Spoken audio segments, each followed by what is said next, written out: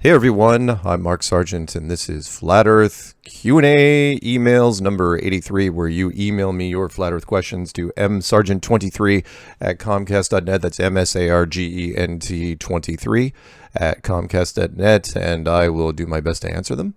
Let's just get right to it because I got a whole bunch. This first one's called Flat Earth Different Data. Mark, I am curious about the scientific and mathematical data shared by people in YouTube. I happened to stumble upon some recently when I was getting a large shipment from China on a container ship. It involves marine traffic data. Let me know if you're interested, and I will share a few pics with a plot I did on a flat Earth map. And here's my phone number. Here's the marine traffic on the ocean. If a ship from China or Tokyo has to come to New York, it has to go through the Panama Canal. Then why are they going so high up in latitude? I transferred the latitude and longitude along with the highest concentration of the traffic routes. See my handwriting on the bottom left. Then I transferred to a plot on the flat Earth map. Regards, Biju Matthews. And yeah, if you look on a globe map, it's going up really, really high, like it's going towards Alaska, which is odd. And then he's got some handwritten notes, and then he plots it on a flat Earth map. And when you see it on a flat Earth map, it's basically taking the shortest, literally the shortest route from to the Panama Canal, which is it is hugging the curve going to it. I can't really do it justice, but yeah, it's not just a straight line, it's a perfectly curved line around the shortest route, which on a globe makes no sense, but on a flat earth map makes perfect sense. So thank you for that, and I'm going to forward this to people. Heck, I might even do a clue on that one. I will put that in my things to do pile, and I'm sorry it took me so long to get back to you, but as you know, I keep falling farther and farther behind with emails. This one's called Quadrillion Tons of Diamonds Discovered Deep Below Earth's Surface. Mark, unfortunately, there's no way to access the gemstones as drills are unable to dig 200 miles into the Earth's crust. But research say it proves diamonds aren't as rare as we once thought. And it's a Fox News article that says Quadrillion Tons of Diamonds Discovered Deep Below the Earth's Surface. Because you can tell that even though it's 200 miles down and the deepest hole ever drilled is 8 miles. So you know this for an absolute fact. It's a great story, but that's all it is. It might as well be the Tooth Fairy. Thank you for that. That's from Matthew. This one's called Anderson Cooper. He says, au contraire, my dear Mr. Sargent, his last name actually is Cooper. His mother is Gloria Vanderbilt, but his father was Wyatt Cooper. Yeah, that's from Audrey Bucknor. And you're absolutely right. He did take his father's name. It just, I stand corrected. But officially, he is a Vanderbilt. I mean, his mother is freaking Gloria Vanderbilt, and they never really talk about that much. It is one of those, he's the son of one of the world's most renowned fashion designers. And interesting story. But yes, you're right. Wyatt Cooper is his father. Sorry. I stand corrected. This one's called 5 Questions. Hey, Mark, just a quick note to say how much I enjoy your videos. Like most, I stumbled across your site, and after listening to your straightforward approach to what seemed like a far-out concept explaining the world around us, I was hooked. I would appreciate if you would email me the 5 questions. Thank you in advance. Keep it flat. Alan Atkins from British Columbia. And yeah, if anyone wants the 5 science questions, which I sent to I recorded on video to the German television team who sent it to the Georgetown astrophysicist. And then they never aired it because the physicist didn't want to even go down that road. He didn't want to answer the question. So if you want them, just send me a little email saying, I want the 5 questions. I've read them here, and they're also in my speech that I gave at the Canadian conference. So if you guys want to listen to them, you can check it out there as well. This one's called Google YouTube Now Admits Desperately Hiding Flat Earth Truth in U.S. Congress. And yeah, that's from Deborah, and there's a video. There's several videos on YouTube. This one's called literally Google YouTube Now Admits Desperately Hiding Flat Earth Truth in U.S. Congress, where out of all the subjects that the YouTube execs decided to bring up. They brought up Flat Earth. Now, they didn't say they were going to shut down Flat Earth. They just said that they would put wiki science links next to the Flat Earth videos so that people will have an alternating view, because Flat Earth is spreading like wildfire. But they also don't want to bite the hand that feeds them, because Flat Earth videos, let's face it, generates them a lot of coin right now, because the average person, when they get into Flat Earth, watch, from what the programmers said, 20 Flat Earth videos in a row. That's a lot for any topic. I mean, even if it's only a 5-minute video, that's a lot of Flat Earth videos in a row. And if it's an hour long, remember all those people that lose sleep. So, but thank you for sending that.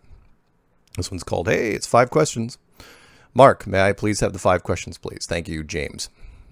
Yep, you bet. And I sent him the 5 questions. This one's called Antarctica No Polar Night on June 22nd, 2018. Hi, Mark Sargent. You are a fairly dangerous man. As you challenge science itself, Flat Earth throws science out the window. I will make you a lethal man. Okay. My name is Eric, and I'd like credit for being the guy to prove Flat Earth. So far, photos, testimony, and logic have not yet proved Earth is flat. Let's change that. First, check my attachment. It's from timeanddate.com. It shows zero sunshine at Davis Station, Antarctica on June 22nd. Then click on the link at YouTube. You're smart enough to understand the ramifications. However, feel free to contact an Earth science expert to confirm. But the vid shows the globe heliocentric universe is impossible. So Earth really is flat. Bummer. All right, and as regards, Eric, and it's on YouTube. It's called Antarctica 22nd June,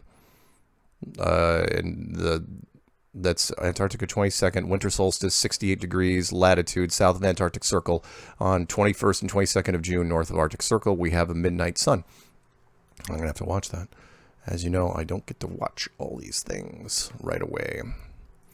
This one's called Flat Earth Equals the Lord's Creation. How appropriate on a Sunday. Watch Ethereal, the Battle for Heaven and Earth Biblical Cosmology documentary on YouTube. And it's spelled Aethereal. Okay, I will check it out. And I will get back to my list. Sometimes it takes me a while to click on things. I used to print all these out in advance, just so you guys know, but now that my internet's much, much faster, I can do it in real time. This one's called Eclipse. Hello, Mark. Do you know why they don't want you to see the eclipses when it is the best time to watch the sun? Because you are in the shadow. Because you can see the gods standing on the dome, admiring their creation. Success! That's from AGM. Cool. Awesome. And I did. The documentary team from Behind the Curve took me down to Salem, Oregon, and we actually saw the blackout. We were the first city to see the blackout zone, and it was amazing. Perfect conditions. 90-degree day in Salem, Oregon, not a cloud in the sky. It was absolutely gorgeous. The closest thing to magic I've ever seen. This one's called The Number 42 and the Sperm Whale. Text from Hitchhiker's Guide to the Galaxy 42 in reference to a previous email someone sent you about NASA missions only lasting 42 months. And what's this thing coming towards me very fast, so big and flat and round? Oh, I get it. It's the quote from the remake of Hitchhiker's Guide to the Galaxy, the movie. It needs a big wide sounding name like ow, ounge, round, ground. Yeah, it was great. Love that movie. Well cast, well written. I really enjoyed it. This one's called Damien Chazelle's First Man movie to open Venice International Film Festival, August 29th to September 8th. Yep, Mark, I thought you might want to rally the troops in Venice, Italy for a meetup and to attend the 75th Venice International Film Festival. They'll be premiering Damien Chazelle's First Man. He's a Canadian director, by the way. An account of the Apollo 11 moon landing. Godspeed, Nick. And what's interesting, I'm reading this now, is just a couple days ago, because the reviews are now coming out, and the Americans are not very happy with it. In fact, Fox News is blowing the trumpets pretty hard, and that is because it's a Canadian director. They're trying to go for world markets, and the guy that's playing Neil Armstrong, Ryan Gosling, is also Canadian. I did not know that. He decided to pull the American flag out of it. So the iconic shots of the Americans planting the flag on the moon are gone. They are not there. There is no American flag on the moon. And he's defended it, saying it's a human achievement, not an American achievement. Well, ask any American that, and they are quick to tell you, it's like, no. If anyone faked it, it's us. Even the flat earthers will say that. The flat earthers will, the normal globalists, they'll say, no, the Americans, wave the flag, rah, rah, go team. But the flat earthers will say, no. If anyone's going to get credit for faking the moon landings, it's the Americans. Nobody else had anything to do with it. So anyway, this one's called Your Opinion, Mark. Mark, I am currently only have my iPhone to create. What type of videos do you think would do well using this format? Narration and speaking? Yes, that's exactly what I think. I get discouraged. What's the point on making vids when it seems so hard to promote and get views? That is the... You know what? If it resonates, if it's a good enough video, if your points are clear and concise, and you have a decent message, it will resonate. That's all I can tell you. Don't, but also do some editing. Don't just let the camera run like Matt does from time to time. Not Matt Long, the other Matt. Anyway, this is something I put together using my iPhone. I thought it was pretty funny and truthful. It is even worth putting stuff out like this out there. Thanks and God bless Jim.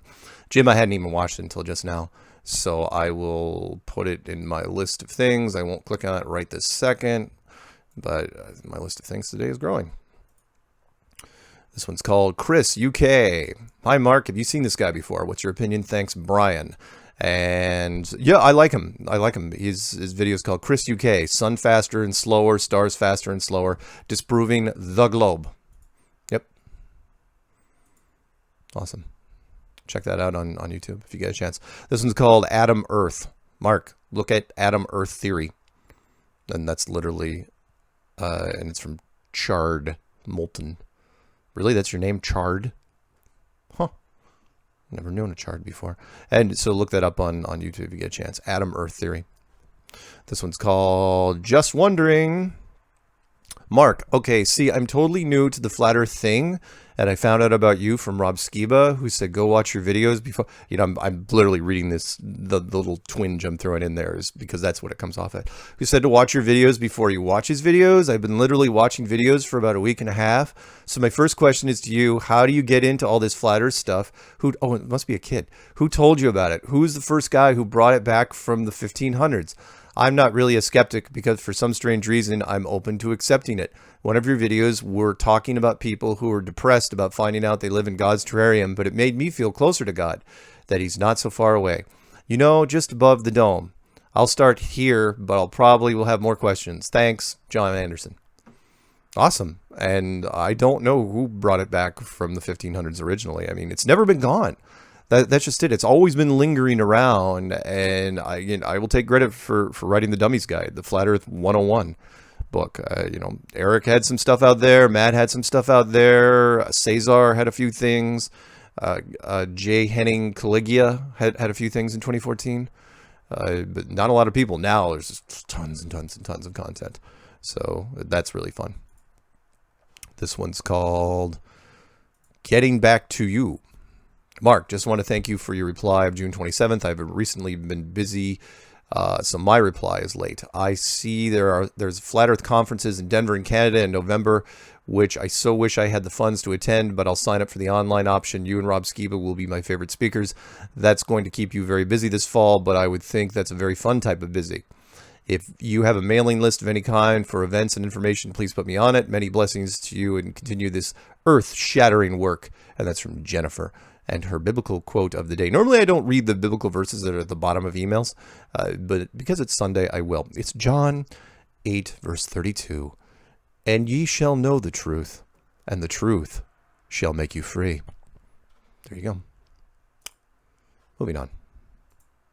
This one's called Speaking Invite in Southern California. Hello, Mark. I know you're a busy guy and have a lot going on. I'm looking to host a mini conference in Southern California, February 21st and 22nd in 2019. Would like to invite you to speak. I've been speaking to Robbie Davidson, who has been awesome in helping with the planning, logistics, and Matt Long, as well as Nathan Roberts. The working title is Question Everything Conference 2019. The topics to be discussed are 9/11, moon landing, space, live vaccinations, and of course our flat Earth. I'll also be reaching out to Rob Skiba, Pastor Dean Odell, Jaron Campanella, and Jared Krechtman. And I have to spell it like, or pronounce it like that because it's Chrestman. Thank you for your consideration. Blessings, Joe Garcia. And yeah, I will be attending that in February, so look out for the promos there. This one's called My Message Reply Back. Oh yes, this is a very important email. Attention, blank. How are you doing today? I took a lot of consideration after seeing your short profile to disclose this important message to you. Though we have not met before, I believe we can achieve something together. My husband died a few years ago after battling with brain cancer. Before his death, he deposited $10.5 million in one of the financial institution.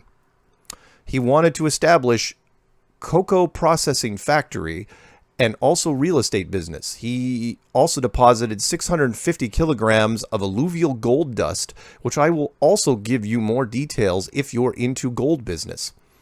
The reason I took the decision to contact you is because after the death of my husband, I have been receiving all manner of life threats from the family members. Now the pressure is getting more and more severe. I decided to leave the country. Please, can you partner with me and receive the fund in your account while I come over there with my son for investment? If you agree, get back for more details and what will be your commission for the assistance. I wait for your reply. Mary Jane Colo. Wow, look, this sounds really important and she needs help. So I'm going to definitely put that in my things to do pile, otherwise known as the delete button. Hard to believe. And the reason I mentioned, I read that email, those emails every once in a while, is those have been going on forever. Literally since the internet was born. Oh God, that scam has been around for so long. 20 something years now. Unbelievable. It just keeps. I get those emails every week. I'm sure you do too. Moving on.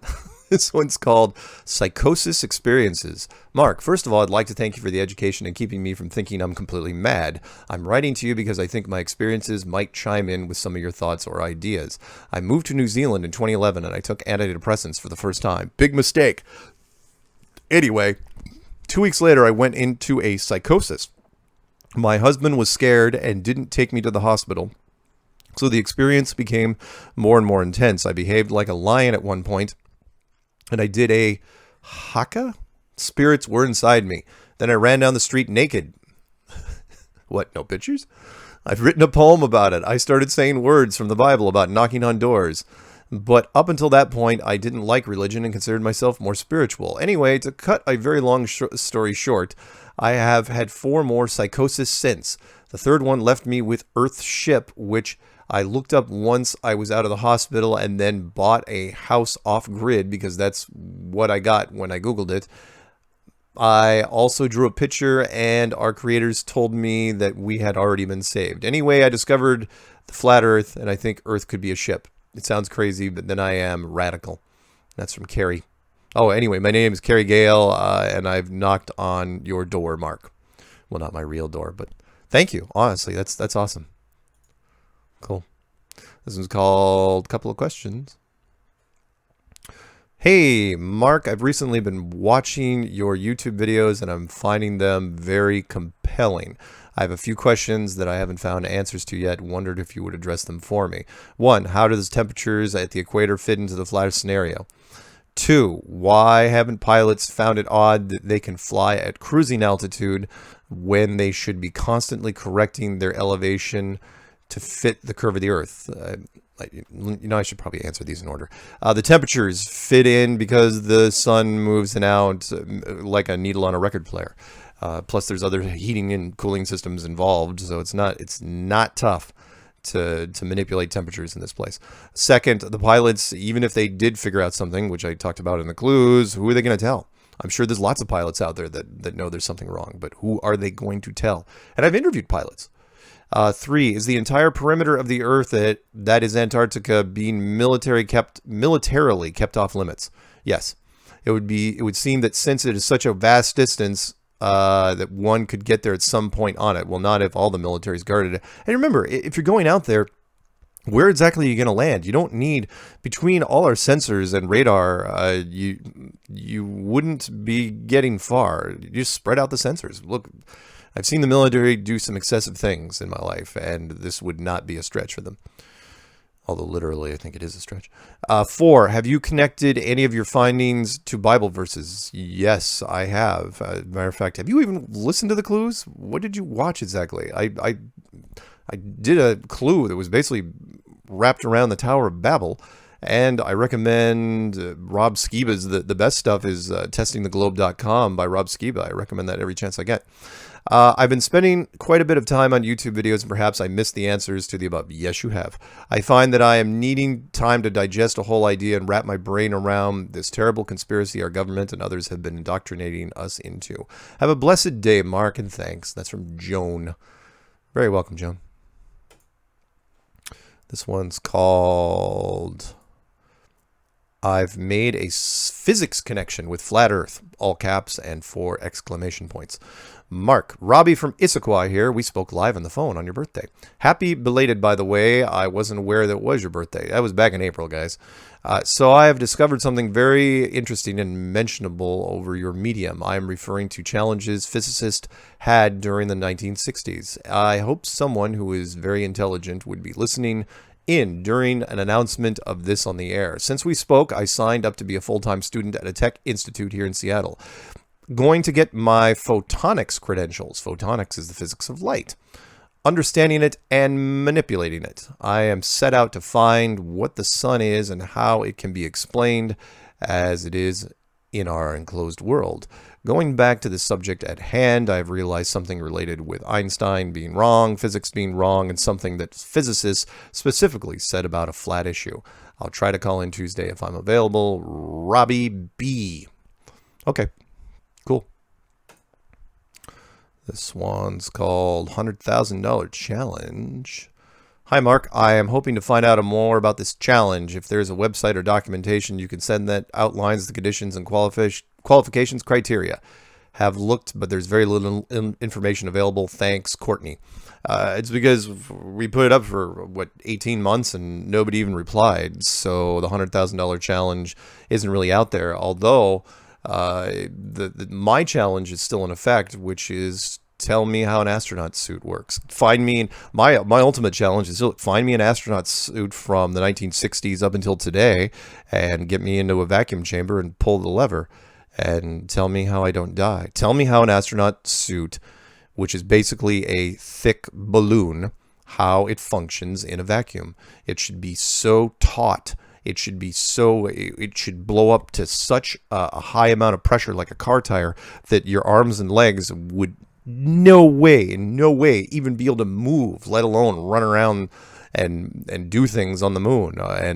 But then your gloves would be, you might as well be wearing oven mitts. How are you moving your fingers in that sort of in a thick balloon? How are you manipulating electronics and hooking up a satellite dish? How are you doing all this stuff? No one talks about it. This one's called Final Version of My How to Beat the Courts document. Mark, by the way, why would NASA carry a moon buggy to the moon? Absolutely right. That's true. Why would you have a car on the moon at all? Why? What real use could it be on that kind of environment? Yeah, especially since you don't even know what the surface is like. What could you possibly hope to gain from that? I know they never went, but let's assume the mission was real. If you were planning such a mission, would you include such a heavy, useless machine? No, you wouldn't. I mean, the batteries on that thing alone, if you said it was batteries, and of course you were watching the videos of it, you know full well it was a motor. There's no way. There's no reason. Anyway, sorry, I'm editing this myself. How far away from the safety of the LEM were they planning on going, and why? None of it makes sense. Maybe between playing golf on the moon and riding in a buggy, they were trying to tell us that it was a fake mission. Maybe it was their way of giving us notice so they would not be held liable for fraud later. And thank you. That's from Thunder Bear. P.S. Also sent the same email to Jeranism. Yeah. There's no reason for that moon buggy to be there at all. I mean, you should be just grateful that you're alive on this thing. Alive at all on the moon, and you're going to drive around in a car. And but by the way, who put together the car? There's a very shadowy video of them loading it off the side of the LEM, but no videos of them putting it together. Why would you ever bring this car? You should just get out, wave, take a few pictures, get back in, and hope to God you make it back alive.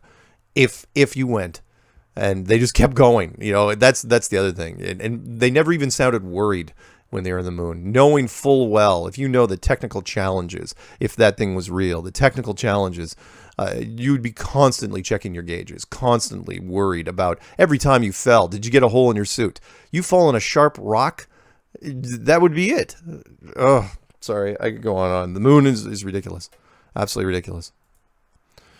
This one's called Simple Mechanic Curvature Test. Mark, if you have a stretch of flat water, like a quiet lake, of a couple of miles, and you take a mile-long plastic drain pipe and let it float, doesn't that show that there's no curvature? It should tilt up 8 inches or not. It cannot lay flat. You know what? And that's from Eddie. You know what? That's not a bad test, except that you need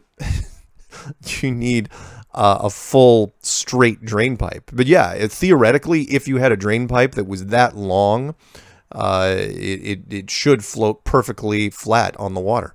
You're absolutely right. But you'd never be able to find a drain pipe that long. And how would you ship it there? You'd have to have just connections and connections and connections of drain pipe. And then, of course, people would say, well, it's bending at the connections. Nice idea. Like that you're thinking outside the box. And in a perfect world where you had a magic wand, yeah, you could prove it that way. Sure. This one's called Gravity, Earth, Moon, and the ISS. And it's not that long. I'll do the first part of this anyway.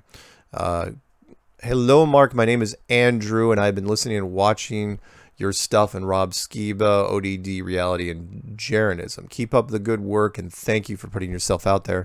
I'm at a point now where I'm starting to hear the same stuff over and over, but I've not heard what I am about to show you ever talked about. It's amazing how often I hear that. It is not earth-shattering, but just another piece of the puzzle. Gravity, Earth, Moon, and the ISS do not make sense mathematically. Get ready for the long explanation.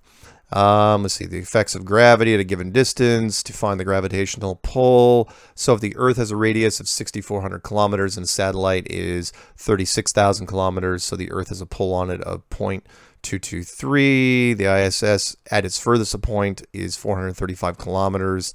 Let's see here. I'm trying to figure out where he's going with this. I don't want to bore you. This makes no sense because we're told that satellites are put into orbit at 36,000 kilometers away. That is a sweet spot where Earth's gravity is just high enough to keep the satellites in orbit. But wait, so the people, yeah, but I've heard mixed things on that. I've heard there's satellites supposedly that are less than that. So I know where you're going with this. Also, the moon's gravitational pull on satellites is 0.0004, which is greater than the Earth's surface. But yet none of the satellites ever get knocked out of orbit. Oh, yeah. And I like your math here. Thank you for writing this.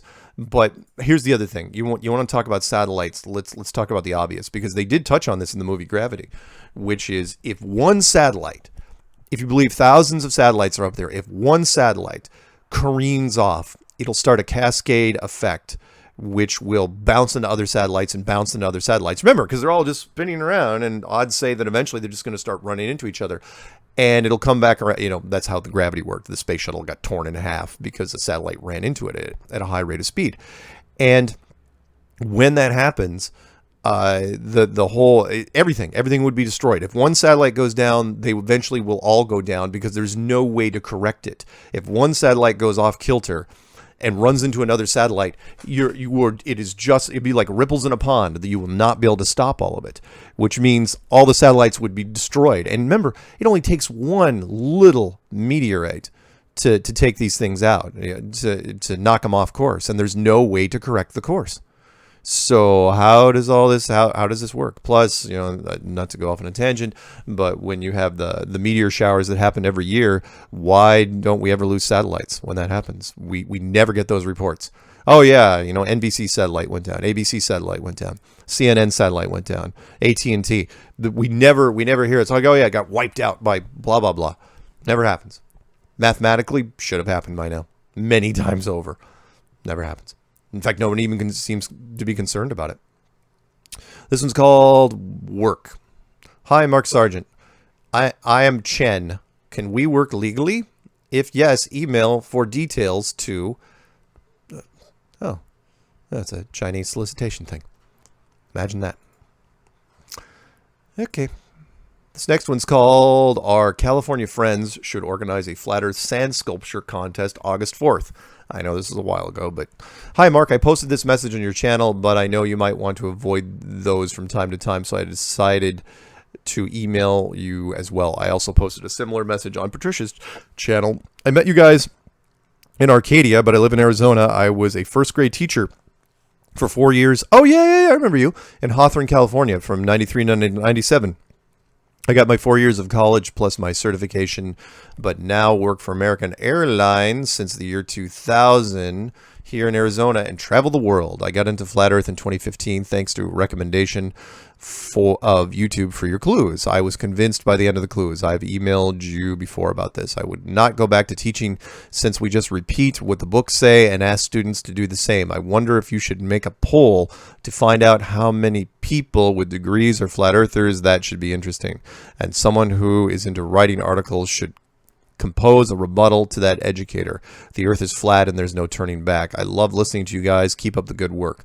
And there should be a flat earth sand sculpture contest. That's be kind of tough, but it could be done. August 4th in California, probably in Venice. That should attract many curious people to the beach. Maybe the Waterman should organize it or the Salton Sea Group. You have their contacts, right? I hope I can make it to Altadena. That's from Alma. And yeah, a sand sculpture contest, pretty cool. Pretty cool. I think we can do better than because remember, sand it's kind of a temporary thing, but it's cool. I don't know how many artists we have that are into sand sculptures, but it's not a bad idea. This one's called Request for Book. Hi, Mark. I cannot find your video where you put link under it about Summer Gate book. Summer Gate? Could you send me a link of the book, please? Thanks, Andre from Slovenia. I don't know what book you're talking about. Summer Gate? Somebody clue me in there. Somebody email me and let me know what I mentioned about this. A book that has to do with Summergate. This one's called, every once in a while, someone will just confuse me with somebody else. I mean, I've gotten emails saying, hey, Eric. It's like, yeah, okay. This one's called, Mark, love you, bro. Hope all is well. Just wanted to say thank you for what you do. Truth is truth, and you are speaking it. I'm a Bible believer because everything else seems to be a lie. I guess I am cut from the mold of Rob Skiba. The Bible says what it says and means what it says kind of guy. Thanks again, John. Yeah, well, thank you, John. It's awesome. This one's called Aloha. Jeremiah found the cookie video. Dear Patricia and Mark, will you please watch this 2-minute video by Joseph Green and share your take on it? Am I missing something, or is the one of the fastest I'm reading it as is. I try not to correct people. Is this the one of the fastest, clearest debunkings of the spinning ball orbiting the sun theory out there? It wasn't a cookie after all. It was a piece of bread. Well, there's your problem. Nowhere in my life have I ever been taught why, if the Earth is spinning at a constant speed, 24 hours per rotation, and orbiting around the sun, our source of daylight, that the time of the clock of our 24-hour days does not have to change to account for us going completely around said light source. Even playing devil's advocate, I cannot think of a believable argument that accounts for this huge discrepancy in the heliocentric model. Call you? I'll call in a strange world to ask you sometime. You're both flat-tastic. Love, K and J. That's from Hawaii. Yeah.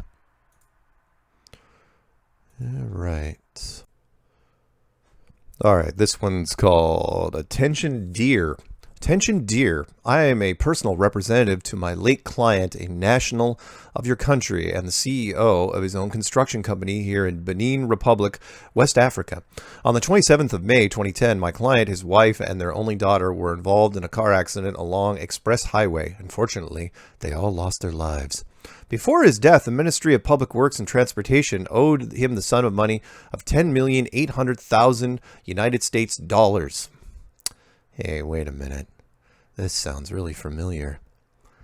That's right, blah, blah, blah. 50% to you, 50% for me. That's $5 million. I'll take it. Sure, why not? All I need to do is send in my full name and address, my age, occupation, position, my private email address, my phone number, and mobile for communication purposes. That's awesome. I await your reply at my private email, lawyerchamber17@yahoo.com. Best regards, Emmanuel Hazoon Esquire. Nice. I won't give you too many more of those. I just think it's great that they just keep firing them out there. This one's called, thank you. Yeah, by the way, thank you, Comcast screening, filtering. How that didn't get into spam, I don't know. This one's called Arizona's Jaw-Dropping Mile-Long Meteor Crater. Mark, I am absolutely a flat Earth believer, but have not seen any explanation of how this crater was created. Thank you in advance for sharing my FE explanation that you may be aware of. Thanks, Jeff. Yeah. When it comes to the giant meteor craters, I think they were kind of put in between civilizations. Sort of like the giant one that created like the Gulf of Mexico. I think between civilizations, between us and whoever was before us, they do some terraforming. Kind of like what we do between versions of things. We just go in and we terraform. And kind of like the Grand Canyon. Grand Canyon looks like it was just kind of carved in there. This one's called Throne of God. Hey, Mark, just listened to your interview with Dale, the air traffic controller, and the other guy who's a flight instructor. Very fascinating interview. I'm a 20-year flight attendant and have spent a lot of time gazing out the cockpit windows, wondering why. From 40,000 feet, I can't even see a hint of curve. According to Google, I should be able to see at 40,000 feet, 244 miles from my eye to the horizon in perfect conditions. That's just one direction. The cockpit provides views in both directions for 180 degrees, so one should be able to say that in perfect conditions, one would be able to see a total of 244 miles to the left and 244 to the right for a total of 488 miles, horizon left to horizon right. When applying the curvature formula, 488 squared is 238,144 times 8 inches per mile is 1.9 million inches divided by 12, which is 158,000 feet of curvature in that 488 mile distance. Divided by 5, per mile, that's 30 miles of curvature. 40,000 feet is only about 7 miles high, but we should see 30 miles high of curvature on a clear day looking at a 180-degree sweep out the cockpit window. Either I suck at math, which I do, or NASA thinks we must be total idiots. Could you double-check my numbers? Am I missing something? Also, could you please send me a copy of Dale's paper, Throne of God? Love your shows. Keep up the good work. Best regards, David. Yeah, I know what you're saying there. And I'm just going to, I'll make the short version, which is all the pilots I have spoken with, they all say the same thing. From the cockpit, they all see perfect flatness. But since we are 6 years old to believe that we live on a globe, well, sort of a paradox there. Do we live on a globe or is it flat? The pilots see it's flat, but then they get busy. It's like, well, we gotta get our passengers from point A to point B, and hopefully nobody crashes.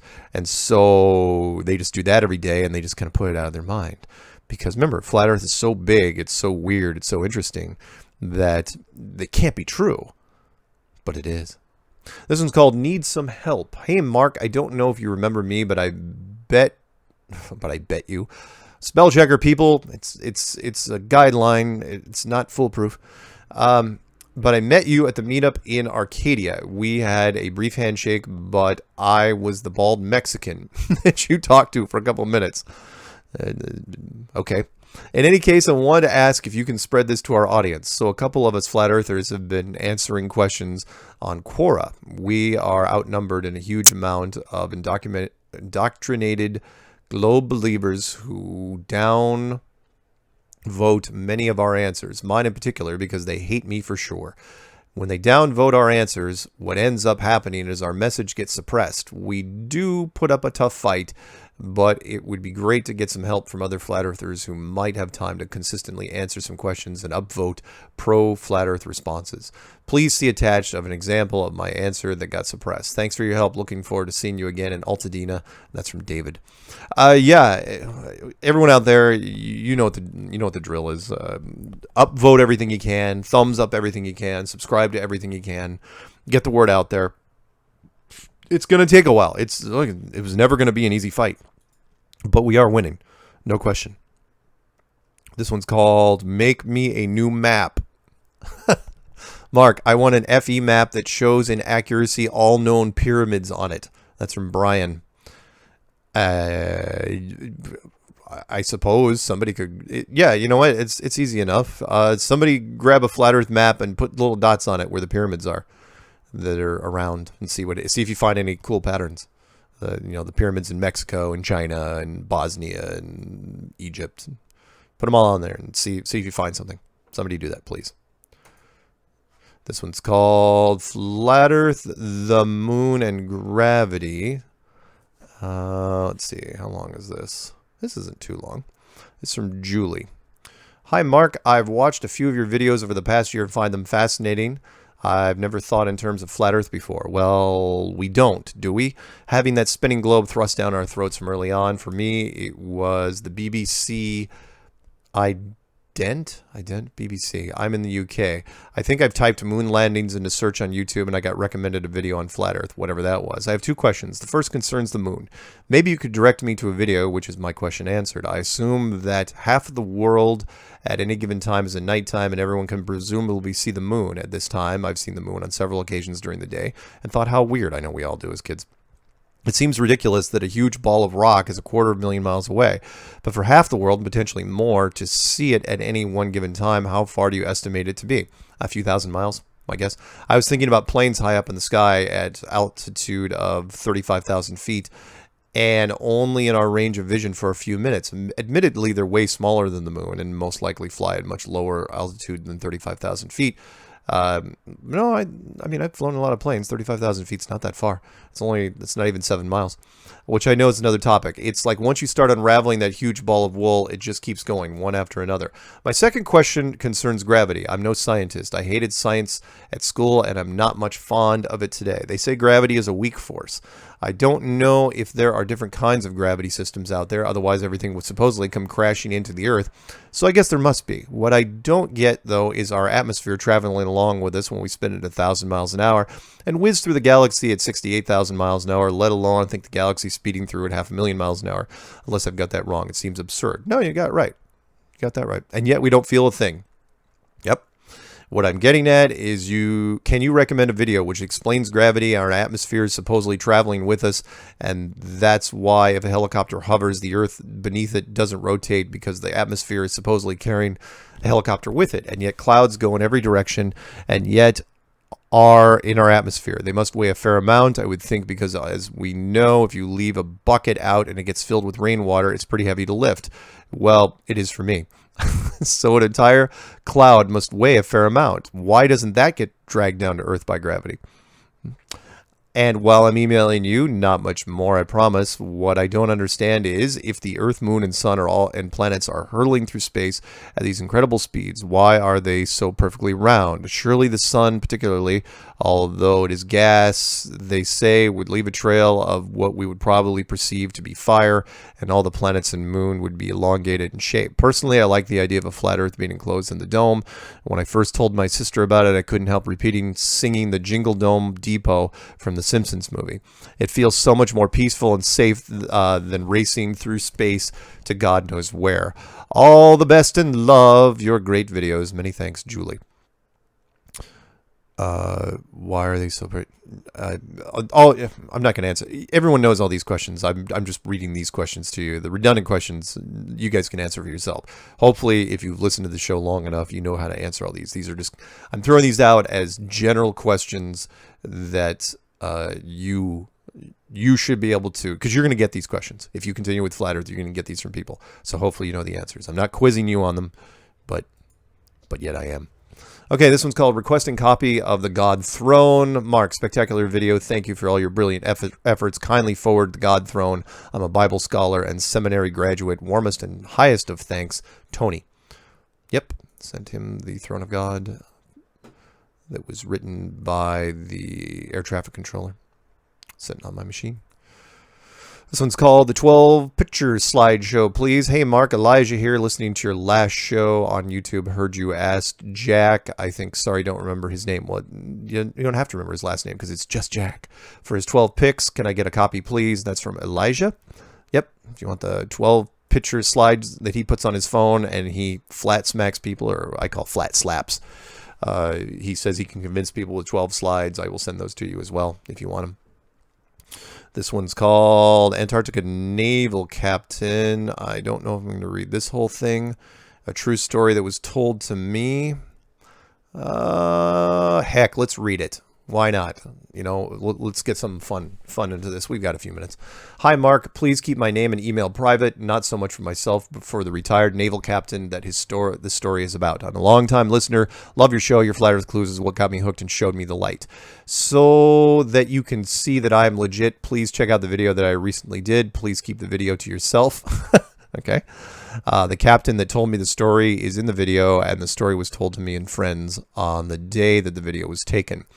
I recently got a new drone and I've been going crazy creating videos. Anyways, in the video, you will see two boats tied up to the dock. The bigger is a 38-footer owned by the retired captain and his wife, and the other boat is my father's.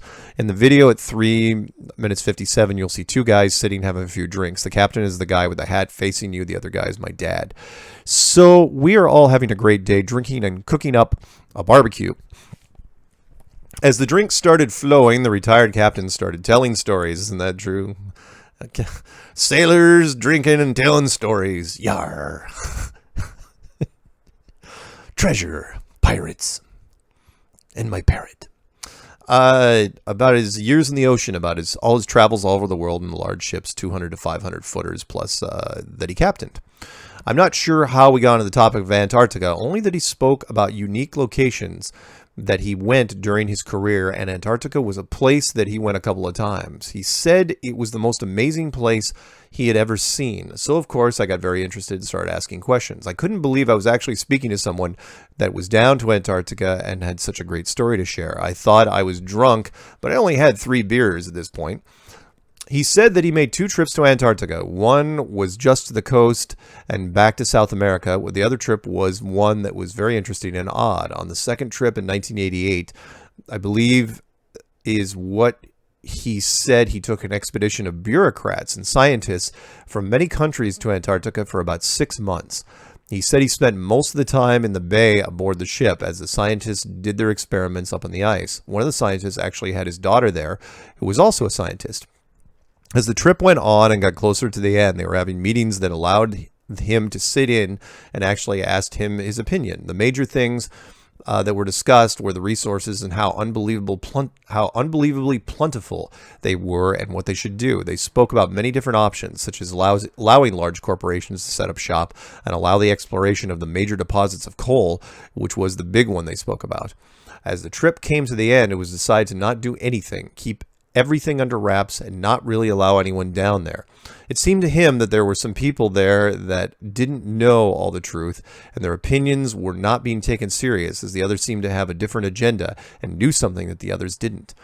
That is pretty much the story. He said they came back from Antarctica, and he never really heard anything about it after that, but he said he was truly amazed with Antarctica, and looking back, things didn't seem to add up. This guy was just someone that I randomly met while boating. I didn't think he is a flat earther on the surface, but maybe he is and was just trying to feel out the crowd. I figured I would share this story. It's not a major big deal, but helps support a lot of the views we have about Antarctica and what Admiral Byrd really did find down there. Anyways, Mark, keep up the great work. You're doing an amazing job. Keep it flat. P.S. Love the recent show with the AutoCAD tech guy. He was well spoken for his first interview, and everything he said made good sense. Cheers. Thanks, man. All right, this one's called 12 Pictures. We're going to punch through a few of these. Hi, Mark, can you send me the 12 pictures of Flat Earth proofs? That's from Flat Earth Dude. Yep, sent those to him. This one's called YouTube Counter Gone, and this was the first time I had heard about this. Was back on July 25th. So this is on the record now, you guys. This is the first time somebody sent it to me. This is from Bob, one of my regulars. He goes, Mark, looks like YouTube just eliminated the counter altogether. It could be my settings, but they no longer show total numbers. Yeah, and if anyone doesn't know what I'm talking about, when you go into YouTube and you type in any topic, I don't care what it is, potato salad, George Clooney, Justin Bieber, it should pull up a search results number. I mean, this is Internet 101. All search engines have a search results number. You know, results equals a number, and they pulled it off. They ripped down the scoreboard because right after I said that, yeah, by the way, we're trending faster than the president of the United States. which is pretty amazing considering Donald Trump generates a lot of media. And we were beating him. We just beat him before that, and then they ripped down the scoreboard. Amazing. I mean, go look at it yourself. Look at any other search engine. Go to Google. Type it in. Remember, Google owns YouTube, and it's not like YouTube made this massive overhaul. They just one day it's like, oh, they just removed that line of code. So yeah, don't display the search results anymore. Why? Why would you not? There are internet marketing companies that live and die off those numbers. So it's like, oh no, you have to go to the analytics now. It's what? Whatever. Thanks, Bob, for being the first one to tell me that.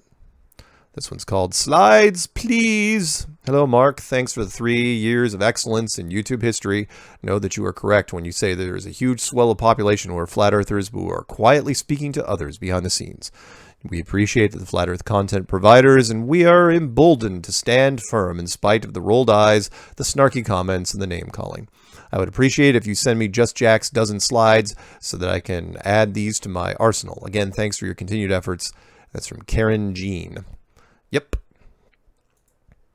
This one's called Buzz Admits We Never Went to the Moon. This is back. We got a few of those. That's from M. Malone. Thank you, M. Malone, for being the first one to send me that. Followed by Buzz Admits It. That's from Robert Dunn. Mark, I believe my eyes and ears heard Buzz admit the great deception. Do you hear and see what I saw in this 3-minute video? Robert Dunn. He leaves the best voicemails. This one's called Just Jack List, Please. That's from Leon. Yep, 12 slides there. This one's called Interesting. It is a logo of what? It's a yin-yang symbol. And I don't know. It's the USGS? Been watching your YouTube channel. Thought you might find this interesting. That's from Clay James. And thank you for that. It's a cool little UN logo thing. And I think I put it in the slideshow. You guys can send me any pictures you want, any memes you want. And I will also include those in the slideshow if they're not duplicates of stuff I already have. I've got so much content now. Hard to believe I used to start with nature slides, and now I have so many slides. This one's called Send Me Survival Guide. Oh, I haven't gotten a lot of survival guides this one. Mark, you mentioned the word is spreading. Flat Earth is the new truth that you can you please send me your survival guide? In terms of FE, I would like to do some verification experiments myself. I can think of about 4 experiments. I still find it hard to understand. Why would we would be lied to about FE other than the NASA money pit? Unfortunately, I'm starting to believe it myself. I still won't tell any of my family. The Michelson-Morley experiment and YouTube gyroscope experiments were my oh crap moments. And I know I'm not supposed to say oh crap. Patricia doesn't like that word. One thing I've never discussed relative to FE world is solar flares and lighting. I should say garbage or trash. What do the British say? I think they say trash or garbage. Whatever. I'll think about it. Thanks, Greg. Never discussed relative to solar flares and lighting. Well, it's whatever you can do whatever you want on the sun. If you want to make the sun a big fiery ball, you make it a big fiery ball. The solar flares are a nice touch. Sure. But there's, as was it Eric Dollard said, there's no real fusion happening up there. This one's called Free Stuff. Hi, Mark. Just finished several of your shows and would like to ask if you could send all the free stuff you have and photos and presentation that the AutoCAD guy was going to send you also. Yes. And yeah, if you guys want the free stuff, you can also send me a generic email. And what they mean is I've got a few documents out there. The survival guide that I made called Empty Shelves, the paper from the air traffic controller, the 12 slides, and of course my coast-to-coast interviews, which I can't put on YouTube because I signed a release form saying I would not put them on YouTube. And so, but I've got the audio file, so if you want them, I can just shoot them to you. But know that you probably shouldn't put them up. And so far, I don't think anyone has.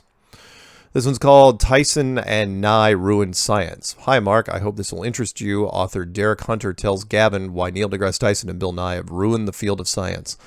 Isn't that the truth? Thank you and all the other Flat Earth YouTubers for exposing them. Keep it flat. The French-Canadian guy. Awesome. This one's called Practicing in the Desert. We'll see which one we can end on here. We're getting there. And this one's taking a while to load, The wheel is spinning. Nothing is happening. There it is. All that, what, 5, 6 seconds of spieling? I get 2 sentences. Great.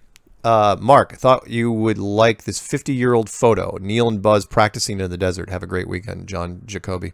Yeah, it was an interesting shot. I think I put it in my slideshow where they're just walking around the desert taking pictures of something.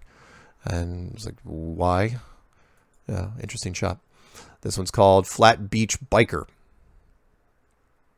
And it's just a picture of a person riding it looks like a mountain bike on a beautiful beach. I can't tell if it's California or Oregon, and with a very, very flat horizon in the background.